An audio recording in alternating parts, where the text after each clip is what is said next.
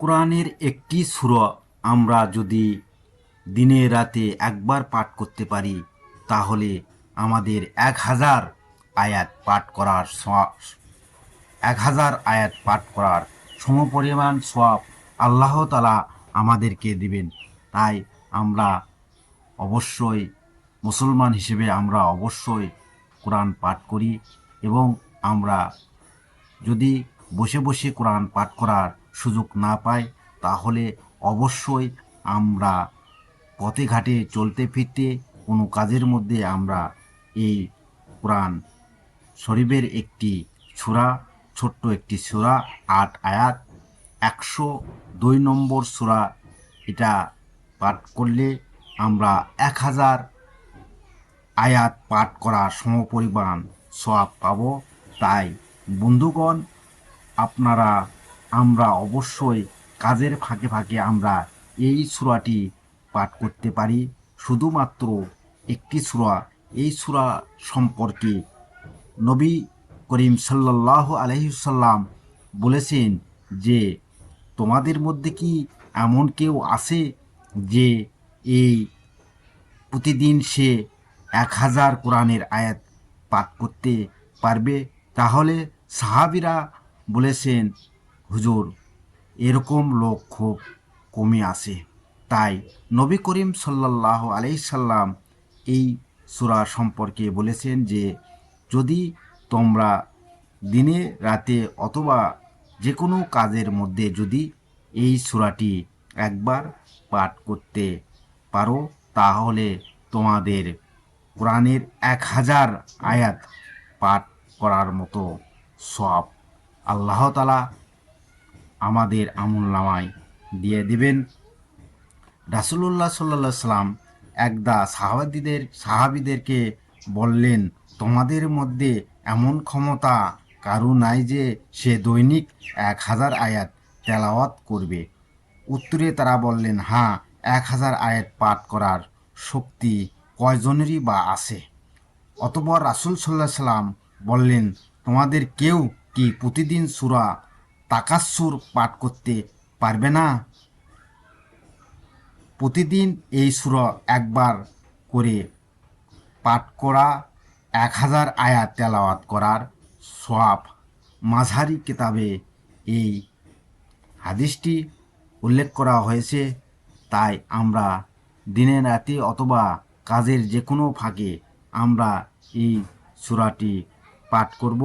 এই সূরা একবার পাঠ করলে আমরা 1000 আয়াতের সমপরিমাণ সওয়াব পাব। যেহেতু নবী করিম সাল্লাল্লাহু আলাইহি সাল্লাম বলেছেন যে এই সূরা একবার পাঠ করলে 1000 আয়াত পাঠ করার সমপরিমাণ সওয়াব আমরা পাব। তাই আউযু বিল্লাহি মিনাশ শাইতানির রাজিম, বিসমিল্লাহির রহমানির রহিম। আল্লাহাকুমুত তাকাসুর হাত্তা যুরতুমুল মাকাবির, কাল্লা সাউফা তা'লামুনা সুম্মা কাল্লা সাউফা তা'লামুন, কাল্লা লাউ তা'লামুনা ইলমাল ইয়াকিন লাতারাউন্নাল জাহিম, সুম্মা লাতারাউন্নাহা আইনাল ইয়াকিন, সুম্মা লাতুসআলুন্না ইয়াউমাইযিন।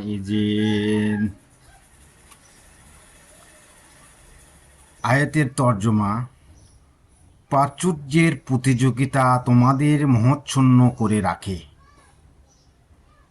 যতক্ষণ না তোমরা কবরে উপনীত হও, এমনকি এ অবস্থায় তোমরা মৃত্যুর মুখোমুখি হয়ে যাও। এটা সঙ্গত নয়, তোমরা অচিরেই তা জানতে পারবে। আবার বলি, এটা সঙ্গত নয়, তোমরা শীঘ্রই তা জানতে পারবে। সাবধান, তোমাদের নিশ্চিত জ্ঞান থাকলে অবশ্যই তোমরা মোহাচ্ছন্ন হতে না। তোমরা অবশ্যই জাহান্নাম দেখবে। আবার বলি, তোমরা তা অবশ্যই চাক্ষুষ প্রত্যয়ে দেখবে। অতঃপর অবশ্যই সেদিন তোমাদের নিয়ামত সম্পর্কে জিজ্ঞাসা করা হবে। সংক্ষেপে ব্যাখ্যায় বলা হয়েছে, এ সূরায় ধন সম্পদের মোহ ও প্রতিযোগিতা সম্পর্কে মানুষকে সতর্ক করে দেওয়া হয়েছে। মানুষ স্বভাবতই ধন সম্পদ, টাকা পয়সা ইত্যাদির প্রতি লোভী। প্রাচুর্য লাভের জন্য পরস্পর প্রতিযোগিতায় লিপ্ত থাকা অবস্থাতেই মানুষের মৃত্যু এসে যায়, অথচ সে মৃত্যুর পরবর্তী জীবনের জন্য কোনো প্রস্তুতিই নিতে পারে না। কিন্তু এরূপ করা ঠিক নয়, কেননা ধন সম্পদ হলো ক্ষণস্থায়ী বিষয়। এগুলোর প্রতি মোহ মানুষকে আচ্ছন্ন করে রাখে, অথচ আখেরাতের সাফল্য ও কল্যাণ এগুলোর তুলনায় কতই না উত্তম। মানুষের উচিত দুনিয়ার তুলনায় আখেরাতকে প্রাধান্য দেওয়া। মানুষ যদি আখেরাতের বাস্তবতাকে উপলব্ধি করত, তবে কখনোই দুনিয়ার প্রাচুর্যের প্রতি আকৃষ্ট হতো না। মৃত্যুর পর মানুষ আখিরাতকে বুঝতে পারবে, আখেরাতের নানা বিষয় চাক্ষুষ প্রত্যক্ষ করবে, অথচ সে তখন কিছুই করতে পারবে না, বরং দুনিয়ার প্রাপ্ত নিয়ামত সম্পর্কে সে জিজ্ঞাসিত হবে। দুনিয়ার লোভ লালসা ও অন্যায় অনৈতিকতার জন্য সে জাহান্নাম প্রত্যক্ষ করবে। আল্লাহ তাআলা আমাদেরকে দিনে রাতে অথবা আমাদের কাজের মধ্যে এই সূরাটি আমল করলে, যেহেতু নবী করিম সাল্লাল্লাহু আলাইহি সাল্লাম বলেছেন যে এই সূরা পাঠ করলে 1000 আয়াত পড়ার সওয়াব আমরা পেয়ে যাব, তাই আমরা সকলেই এই সূরাটি আমল করার চেষ্টা করব। এবং এই সূরার মধ্যে দুনিয়ার লোভ লালসার কথা বলা হয়েছে। আমরা আমাদের চাহিদা মতো আমরা অতিরিক্ত লোভ লালসা করব না, আল্লাহ এবং তার রসুলের হুকুম মেনে চলার জন্য চেষ্টা করব। বন্ধুরা, ভিডিওটি ভালো লাগলে অবশ্যই লাইক, কমেন্ট, শেয়ার করে আরও মুসলমান ভাইদেরকে সচেতন করার লক্ষ্যে ভিডিওটি শেয়ার করে দেবেন। এবং আমার কথাগুলো একটুও ভালো লাগলে চ্যানেলটি সাবস্ক্রাইব করে আরও নতুন নতুন ভিডিও সবার আগে পেতে চ্যানেলটি সাবস্ক্রাইব করবেন। আসসালামু আলাইকুম ওয়া রাহমাতুল্লাহি ওয়া বারাকাতুহু।